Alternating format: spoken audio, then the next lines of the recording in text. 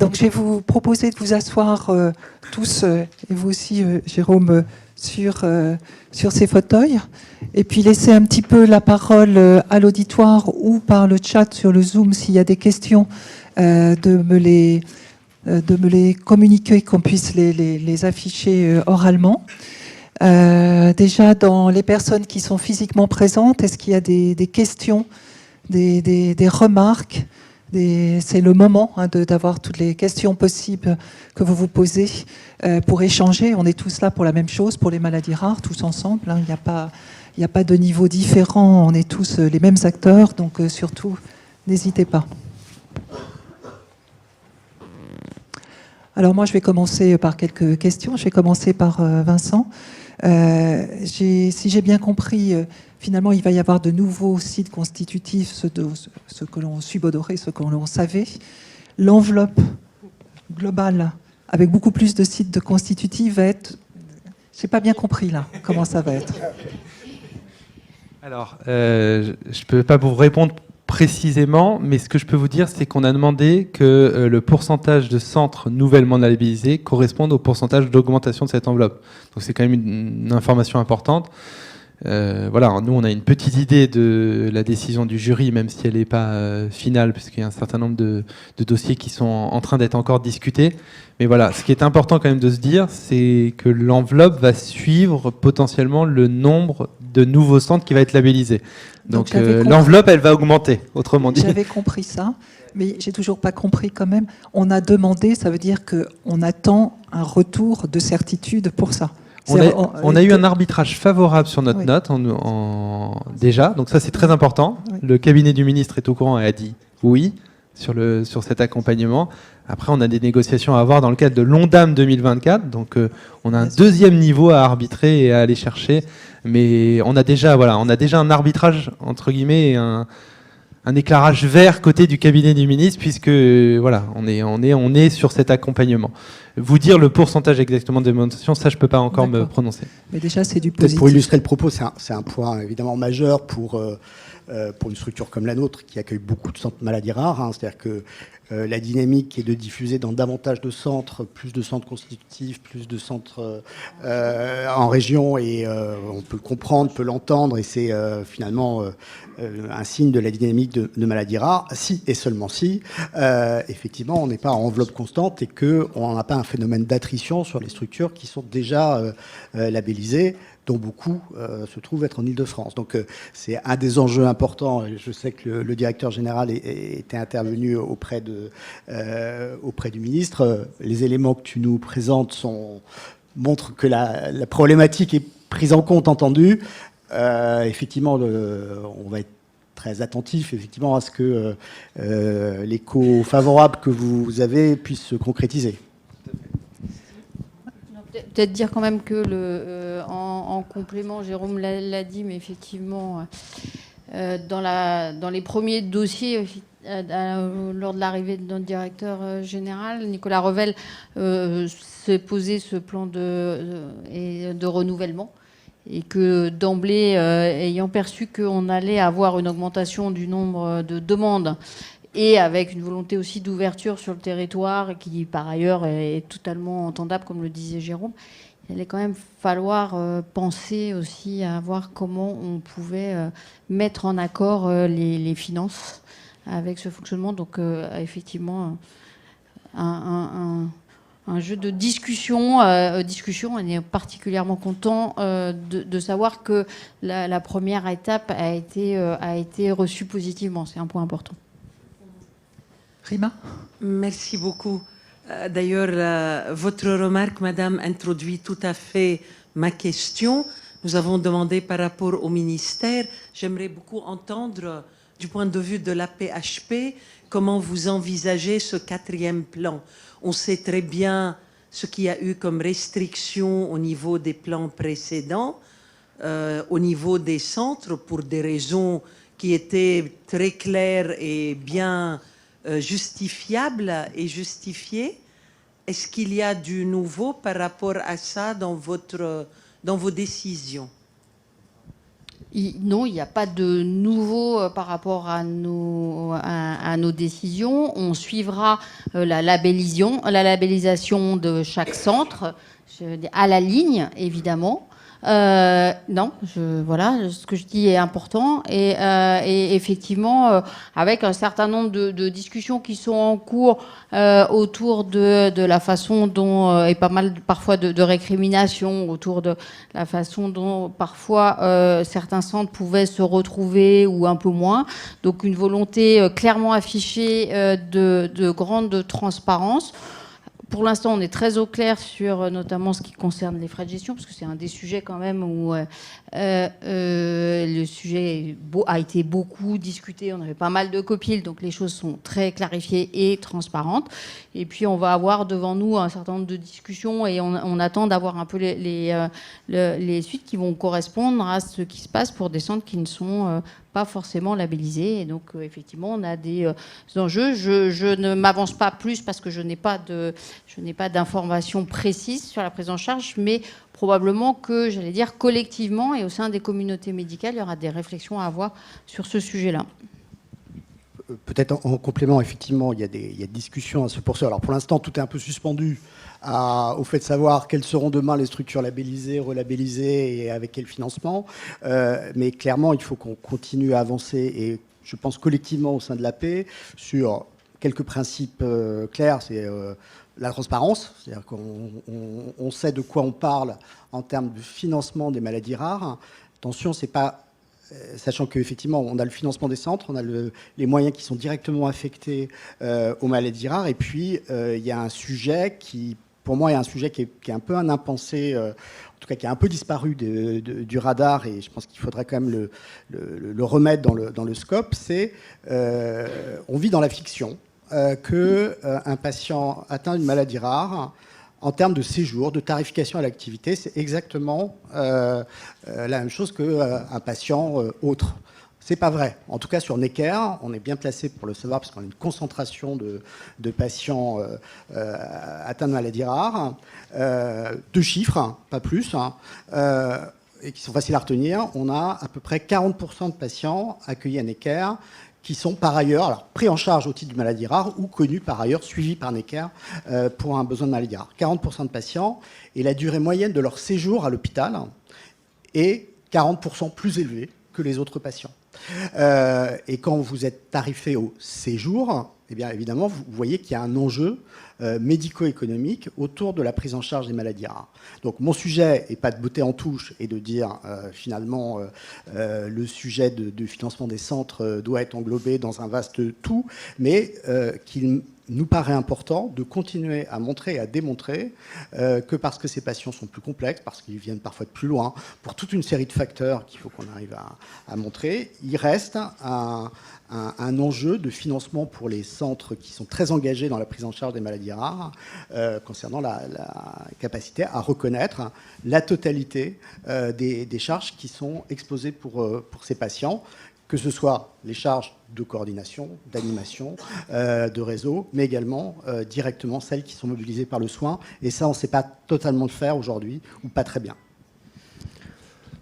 Peut-être en complément, juste dire le mot, c'est que ces enjeux-là, je pense que notre enjeu, c'est de les partager avec les communautés qui prennent en charge ces patients pour effectivement être en transparence sur la façon dont les choses se passent et pour éviter un certain nombre, parfois, dès que les choses ne sont pas transparentes, s'instille le doute. C'est pas bon le doute, il faut que les choses soient transparentes, y compris sur des points tels qu'évoqués par Jérôme à l'instant. Je rajouterais peut-être que on peut espérer aussi, vous savez que je fais un petit pas de côté par rapport aux maladies rares, mais lancer une réflexion sur des modalités de tarification qui soient aussi un petit peu différentes de la T2A. Encore que, je vous rappelle que la tarification à l'activité, c'est que 40% des ressources de la PHP, donc on est déjà loin d'être tout et deux A. Tout tarification à l'activité, mais peut-être aussi des reconnaissances de quelque chose d'extrêmement spécifique, ces séjours. Alors, c'est vrai pour les maladies rares, c'est vrai dans d'autres types de séjours où on a une surexpertise, et peut-être la façon de reconnaître aussi et de financer ces surexpertises, j'allais dire. Ça fait partie aussi des discussions qu'on essaye d'avoir dans le cadre de cette ouverture de réflexion nationale sur les modalités de financement, en particulier des CHU, qui sont l'endroit où généralement on concentre cette surexpertise. Bonjour, Mickaël Ménager, chercheur à l'INSERM et groupe leader à l'Institut Imagine. J'ai fait partie d'un groupe de travail pour l'établissement du PNMR 3, et donc du coup, ce que j'attendais de voir dans le PNMR 4 et que je ne vois pas encore forcément, c'est-à-dire que moi je vais donner l'opinion d'une équipe de recherche qui travaille à partir d'échantillons biologiques, biobanqués, et nous générons des données, nous générons du big data, des multiomics, et donc nous travaillons d'ores et déjà pour essayer de valider et d'utiliser ces données peut-être à petite échelle. J'ai beaucoup entendu dans le PNMR 3, et j'entends encore beaucoup la mise en place de moyens pour l'établissement de banques de données structurantes, d'informations, etc., ce qui est fondamental et ce qui est très important. Je suis un petit peu inquiet de voir que par rapport à ce qui se fait en Angleterre ou par exemple aux États-Unis, que lorsque l'on veut financer des projets de recherche qui vont utiliser ces banques de données et qui vont utiliser ces big data scientifiques, ça reste extrêmement compliqué. Donc j'ai un peu peur qu'on investisse beaucoup de temps et d'argent sur la constitution de ces banques de données qui sont vitales et fondamentales. En parallèle, on devrait aussi pouvoir soutenir à peu près à la même échelle le financement de projets pour exploiter ces données au point de vue scientifique et revenir vers le patient. Voilà, je ne sais pas si vous pouvez commenter. Je ne sais pas si c'est la réponse complète. Je dirais qu'en dehors des maladies rares, finalement, il y a encore 1 an et demi, il n'y avait pas de financement pour les entrepôts de données, qu'ils soient ceux des CHU, et que là, vous savez qu'il y a un appel à projet sur les EDS en 2 vagues, et que sur la première vague, enfin, je dis sur la première parce que j'espère qu'il va grossir un peu, mais enfin, pour l'instant, il y a 50 millions. Il y a 1 an, c'était même pas dans le radar, et personne n'identifiait. Non, les appels à projet et le financement n'étaient pas dans le radar. Le deuxième point, donc les choses avancent, pour revenir à... Et le deuxième point, c'est qu'on a entendu parler, là je me tourne vers la DG, on a entendu parler d'un nouvel objet à venir qui serait un PHRC recherche sur données. Et donc, on attend beaucoup de ça, puisque ça serait clairement une des façons de répondre et donc de financer, parce que plusieurs voix se sont fait entendre pour expliquer que on n'avait pas cet axe et que c'est devenu un axe de recherche majeur. Donc, on peut espérer que, pour partie, ça réponde à une partie de vos inquiétudes. Et donc, en complément d'information, vous avez vu que le 4e groupe de travail sur le PNMR 4, il est bien exactement dans le cœur de ce que vous avez dit, il est sur données de santé et biobanques. Donc déjà, il y a cette réflexion, elle est bien dans le scope. Et effectivement, il y a des réflexions au niveau national. Ça, c'est plutôt la partie PF4 recherche qui réfléchit cette partie-là sur les PHRC. Donc, et clairement, Catherine Programme le rappelait, il y a eu un appel à projet qui n'était pas neutre sur les entrepôts de données de santé. Donc il y a déjà des choses qui bougent. Certainement qu'il faut faire plus, mais il y a déjà des choses qui sont identifiées. Et en tout cas, clairement, ça rentre en résonance, nous, pour la construction du 4e plan. Clairement. En dehors des données de santé, pour la recherche, il y a un point aussi de complexité qui concerne le patient lui-même, en sachant que quand on veut faire une étude rétrospective, par exemple, multicentrique, c'est d'une complexité folle dans les démarches qu'il doit faire à partir de chaque établissement.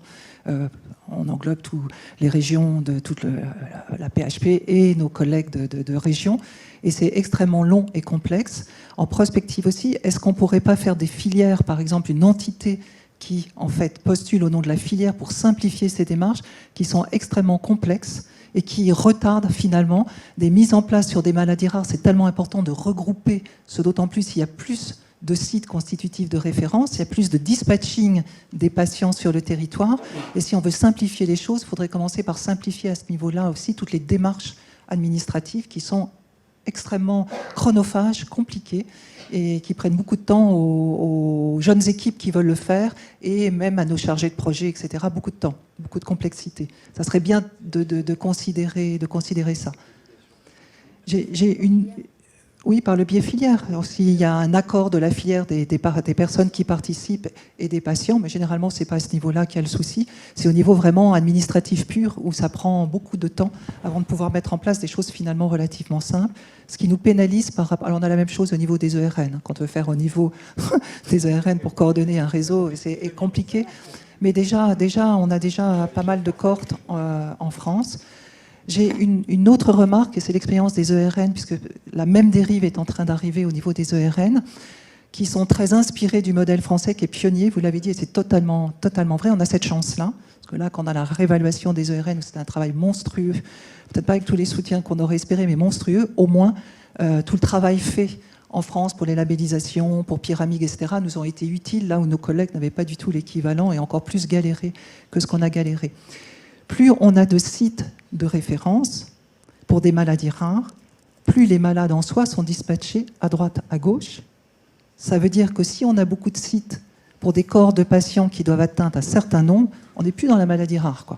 Si on respecte ça, on est dans un nombre de patients qui ne frôlent plus les limites de la maladie rare. Donc à ce moment-là, c'est une perte finalement de niveau d'expertise pour le centre lui-même qui s'améliore dans son expertise parce qu'il voit beaucoup de patients. Et quand je dis le centre, c'est médical et paramédical, c'est multidisciplinaire parce que c'est jamais une équipe porteuse d'une maladie ou d'un groupe de maladies, c'est un établissement avec tout l'environnement. Et donc on va perdre de cette expertise-là, je pense. Ça, c'est le premier point. Et les centres de compétences, eux, n'ont rien.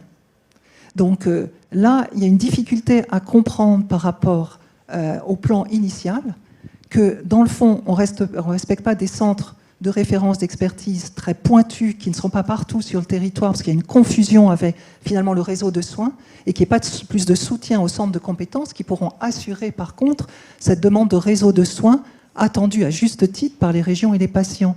Donc, et au niveau de l'Europe, il commence à y avoir cette dérive-là aussi et donc je n'arrive pas à comprendre, pour connaître les plans maladies rares depuis 2004, puisqu'on est labellisé depuis 2004, cette dérive petit à petit des choses en fait qui font que c'est assez soucieux pour savoir comment en fait les niveaux d'expertise vont pouvoir se maintenir avec des cohortes limitées dans chaque centre.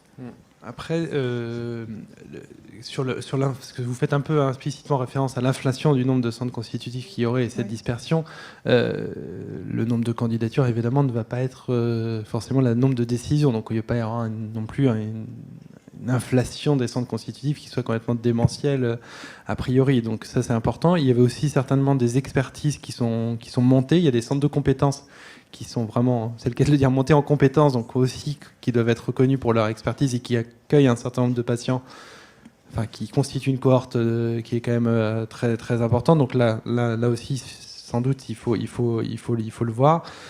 Sur le financement des centres de compétences, en tout cas le soutien qui est apporté aux centres de compétences, il est quand même indirect, puisque et les filières et les plateformes d'expertise maladies rares peuvent soutenir quand même ces centres de compétences, soit en mutualisant des moyens d'ARC ou de tech, typiquement pour ce qu'ils doivent remplir aussi BAMARA, ces centres de compétences, même s'ils voient beaucoup moins de patients. Donc il y a des moyens indirects, ils ne sont pas financés directement, effectivement, mais il y a des soutiens indirectement qui peuvent être à ces centres de compétences. Mais c'est effectivement, je suis d'accord avec vous, voilà, comment on maintient...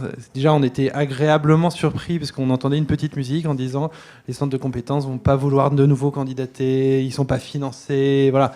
Quand on voit les chiffres, les centres de compétences, ils sont encore là. Donc ça veut dire quand même que, évidemment, ils sont importants, ça on le savait, mais qu'ils sont soutenus certainement d'une manière ou d'une autre pour être toujours dans le paysage. Donc je pense que c'est important, mais de voir comment on les pérennise, comment on les soutient, soit directement, soit indirectement. Les appels à projets qu'on a ouverts au TP et PNDS, les centres de compétences ont pu y répondre, ils ont pu avoir des financements quand ils faisaient des projets.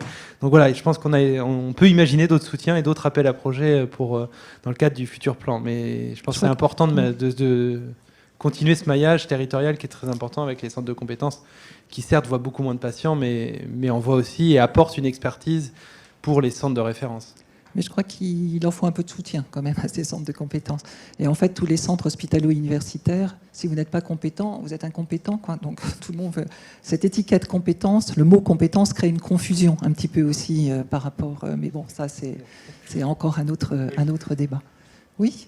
On a une question en ligne avec une dame qui aimerait qu'on précise ce que sont les accès compassionnels. D'accord. Donc là, on est dans le cadre des accès au traitement quand ils ne sont pas mis sur le marché. Donc c'est une demande particulière qui concerne énormément les maladies rares, évidemment. Donc on n'est pas sur c'est les anciens, vous savez, ATU, voilà. Donc c'est les accès précoces ou compassionnels. Je ne sais pas si vous voulez que je détaille plus que ça, mais... Compassionnels sont des médicaments pour lesquels il n'y aura pas de développement d'AMM a priori par le laboratoire qui commercialise la molécule. Voilà. Mais qui ont sur un concept de preuve scientifique ou montrent leur intérêt à être utilisés dans des maladies rares, enfin, en repositionnement d'un médicament dans les maladies rares, et avec des considérations de sécurité qui passent généralement par l'ANSM pour être sûr qu'on est dans des dossiers bien remplis. Il y a accès à ces médicaments après demande spécifique pour que le patient avec maladie rare puisse bénéficier de ce traitement qui est utilisé avec AMM dans des maladies plus fréquentes, pour donner un exemple, sans trop de retard. Et ça fonctionne, je dirais, assez bien. Par contre, ce qui fonctionne moins bien, c'est la possibilité de faire un protocole de recherche par rapport à ça. C'est-à-dire, exactement comme les RTU où ce n'était pas possible, dénomination plus ancienne, si on a une cohorte de patients qui ont eu un médicament à visée compassionnelle et qu'on peut le faire dans le cadre d'un protocole, dans un effectif correspondant bien à la maladie rare, avec des exigences qui correspondent bien à la maladie rare, qui ne peut pas être tant de patients contre placebo, c'est impossible. Si on avait ces possibilités-là, on pourrait largement démontrer l'efficacité. Et on en a besoin de démontrer ça pour que ça soit plus simple.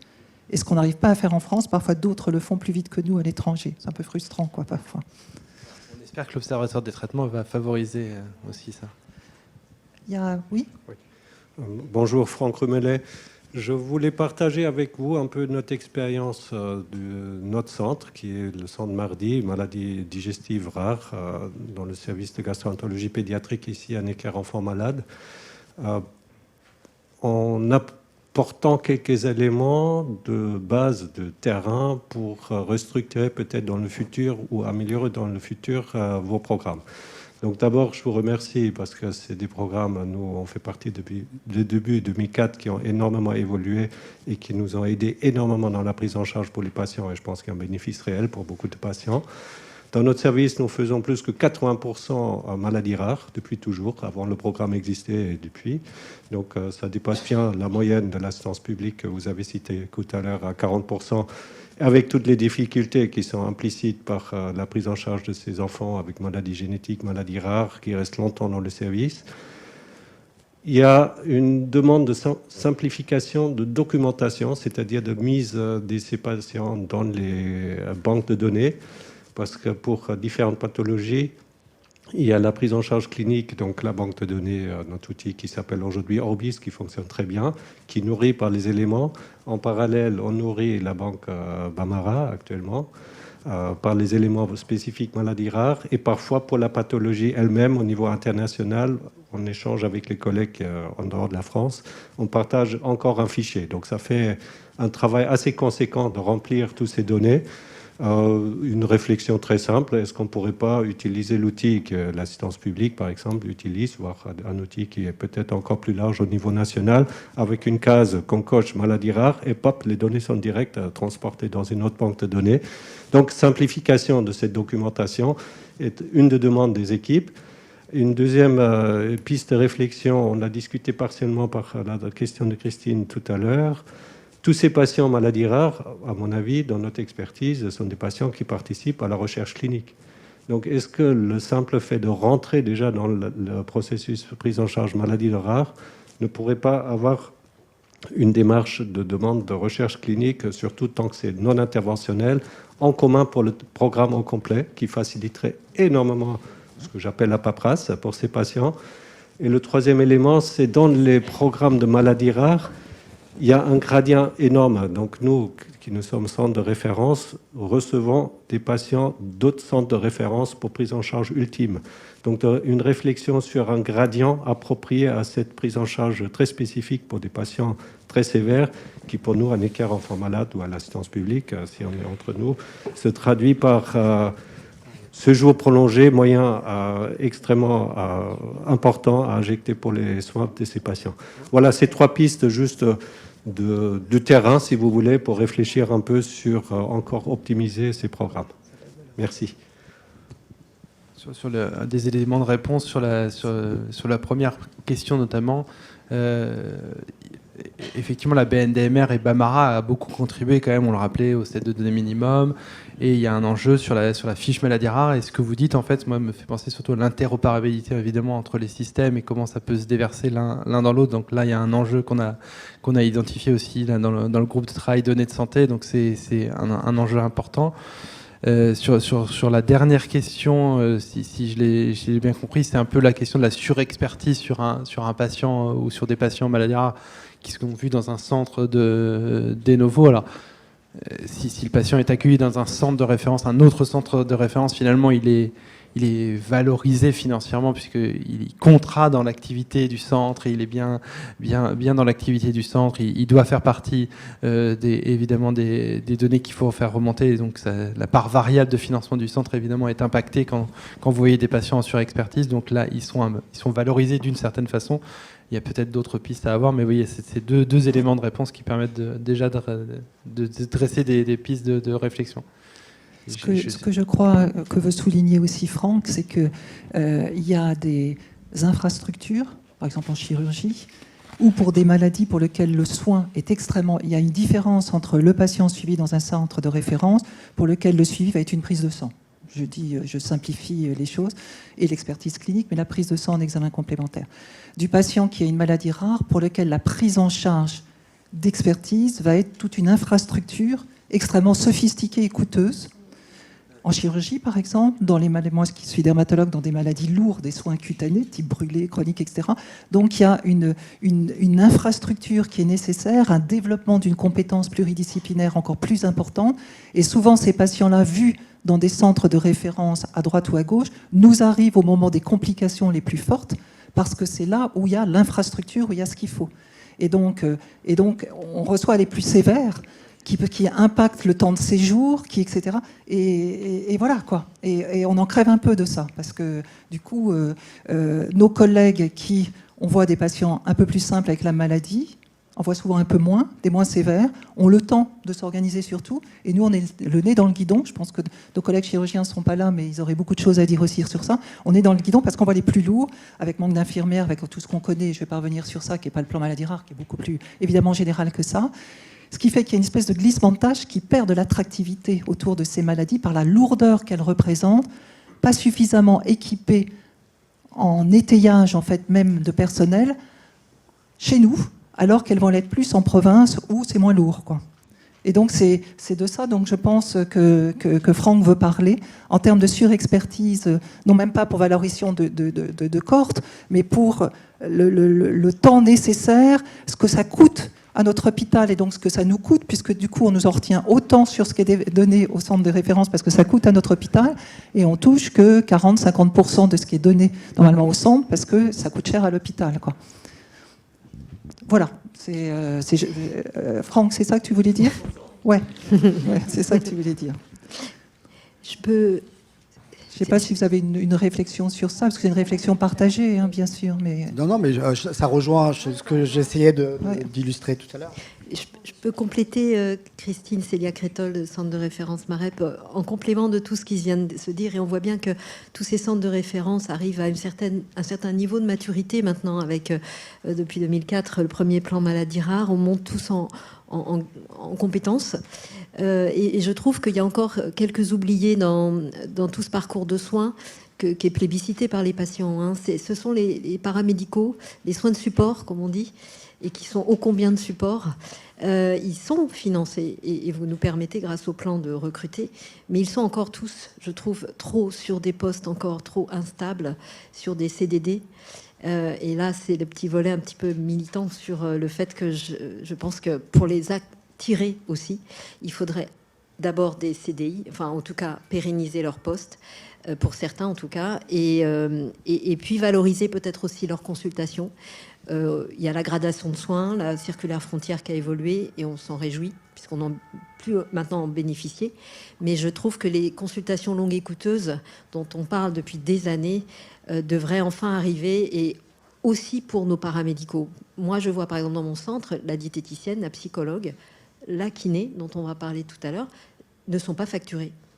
Et je trouve que c'est une expertise qui devrait quand même être aussi valorisée de ce côté-là.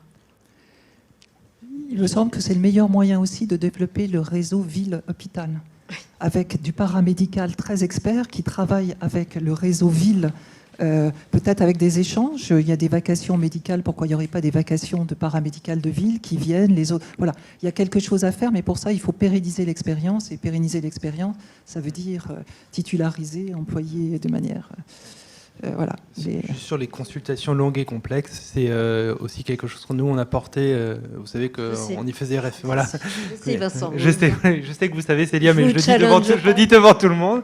Et puis c'est quelque chose qu'on va pouvoir aussi réengager dans le cadre des discussions, comme il y a beaucoup de réflexions à l'heure actuelle sur le financement. Enfin, voilà, on a parlé des séjours, mais il y a aussi l'enjeu sur les consultations et qui, pour les maladies rares, sont voilà, et les rôles des paramédicaux et l'extension aux paramédicaux. Donc vous avez raison de le souligner, de le rappeler. Et par ailleurs, vous pointez effectivement une des contradictions avec lesquelles on vit depuis le premier plan maladie rare, c'est-à-dire qu'on a besoin, pour structurer une filière, une prise en charge, de ne pas s'appuyer que sur des intermittents du spectacle, pardon de le dire comme ça, mais sur des gens qu'on doit fidéliser à un moment, offrir des perspectives. Et tous les 4 ans ou tous les 5 ans, on s'expose à une perte de labellisation, et on l'a connu dans nos hôpitaux, et que... on peut dire le docteur il va disparaître, mais non, il est titularisé, donc il est toujours là, donc on le finance toujours. Et par ailleurs, accessoirement, il y a toujours des patients qui s'adressent au centre, qui n'est peut-être plus centre constitutif, mais centre de compétences. Donc effectivement, ça fait partie des sujets de l'équation compliquée des centres de maladies rares, que de pouvoir concilier des engagements de long terme, parce qu'on n'arrive pas à structurer si on ne sait pas s'engager vis-à-vis d'un centre de praticiens, et des financements qui, pour le coup, ne sont pas pérennes centre par centre. Donc ça renvoie aussi à un sujet de solidarité au sein de nos communautés, pour qu'on assume collectivement le fait que tout le monde n'aura pas été relabellisé, mais que pour autant le besoin continue à exister. Nous allons libérer Madame Pogam, qui a eu la gentillesse de rester bien au-delà du temps qui était prévu pour elle et participer à cette table ronde, et qui a, excusez-moi de dire ça, une fesse en l'air déjà pour partir, je le comprends bien. Donc merci infiniment d'avoir été avec nous. Il y a un visage maintenant, vous voyez à la PHP, de quelqu'un qui est venu nous écouter et discuter avec nous. On reviendra peut-être vers vous aussi très, très directement. Merci infiniment, et je vous libère très, très vite, parce que je sais combien vous avez modifié votre emploi du temps pour être là. Merci infiniment. Alors voilà, il y a les 2 victimes là. Et donc, si vous avez des questions, il y a une autre question là-haut. Alors, c'est pas une question, c'est plus une remarque d'une maman qui dit qu'elle trouve regrettable qu'avec autant de plateformes et de professionnels sur les maladies rares, certains médecins ne donnent pas suffisamment d'informations à leurs patients et familles quant aux différentes possibilités de diagnostic, outils existants et professionnels pouvant aider, aiguiller et ainsi réduire l'errance diagnostique des patients. Donc ça, c'est pour nous. C'est pour nous tous sur la manière de faire.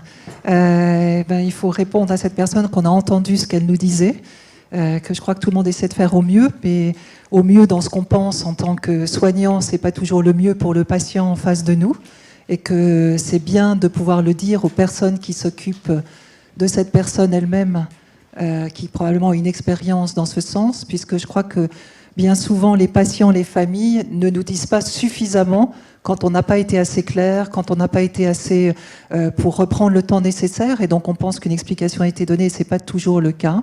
À partir du moment où c'est dit avec bienveillance des 2 côtés, c'est toujours entendable et améliorable. D'autres Oui ?